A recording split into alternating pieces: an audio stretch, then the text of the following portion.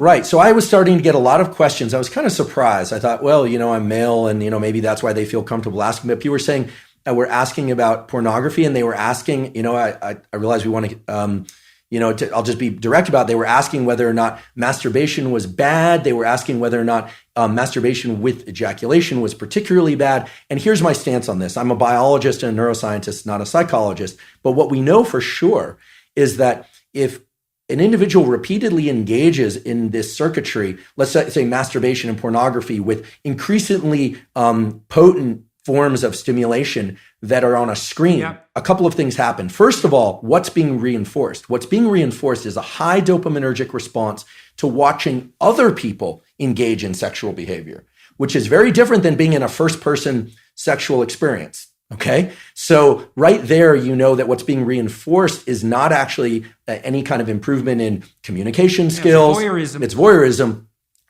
And as these questions started to come in more and more, I started to realize there was a lot of kind of undertones of people talking about fear of or experience with sexual dysfunction that clearly pornography can lead to. And here I'm specifically talking about males. I actually don't know the literature on females. So here I'm talking about females don't use visual pornography to the same degree. I see. They use literary pornography. I see. So, So, and then you start to think about, okay, what happens in the cascade or the arc of sexual arousal and orgasm? What happens is that initially there's it's parasympathetically dominant, meaning if somebody is too stressed, they actually can't engage in sexual behavior. The arousal response doesn't occur. Erection is blunted, but the actual orgasm response and ejaculation is strongly associated with the so-called sympathetic nervous system, which has nothing to do with sympathy. It has everything to do with, it's a kind of a stress response. And then it reverses to a parasympathetic response. And a hormone called prolactin increases dramatically after ejaculation in males. What does that do? That blunts dopamine release and testosterone for a very long period of time, which makes sense if pair bonding and sort of, in our species anywhere, there's this idea that then other molecules would be exchanged with partners, pair bonding, potential for raising mates, etc. Without getting into a huge discussion about that, the point is this.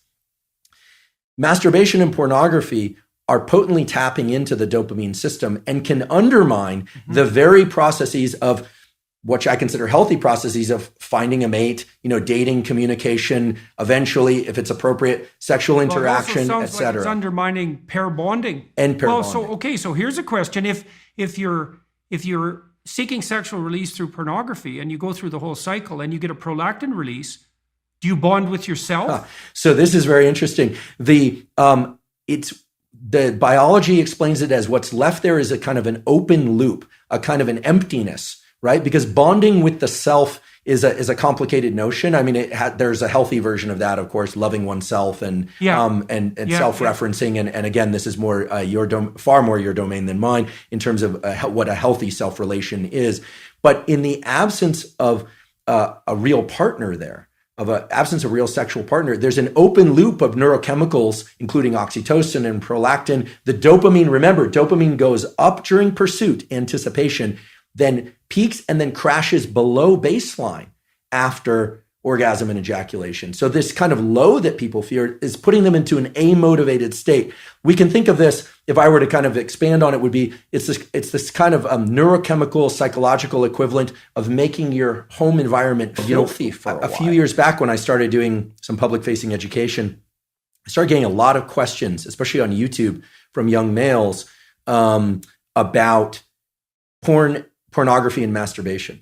And this becomes very relevant here. We have to remember that this dopaminergic system is generalizable to many different behaviors, right? Academic pursuits, sports pursuits, relationship pursuits. But fundamentally, it was, again, I wasn't a consultant at the design phase, but fundamentally it's tacked into the adaptive survival behaviors. And every species, including ours, has at least two major motivations, which is to protect its young and to make more of itself, to make more young at some level. People can opt out of that. But one of the absolutely pathologic situations for any animal or human is to be able to access repeated dopamine surges without effort or any pursuit that's self-directed or that's directed, I should say. So for instance, cocaine, a drug which potently increases dopamine, or methamphetamine, which potently increases methamphetamine, but doesn't require any sort of adaptive action pursuit except to acquire the drug and spend money on it. No sacrifice. He'll sacrifice. So what ends up happening is the circuit that gets rewarded is only the drug-seeking behavior, and no other behavior will give the kind of potent dopamine release that cocaine or methamphetamine will, which is why they are so pernicious. Now, likewise, Right. I'm not... Well, plus they have that powerful reinforcing effect, right? So not only do you get that kick, but what's reinforced by the dopamine release is the behaviors that were right prior, particularly right prior to the ingestion. And if all that is the drug-taking behavior, that's all that develops. That's right. You build that monster inside your head. That's right. So I can see where you're going on the pornography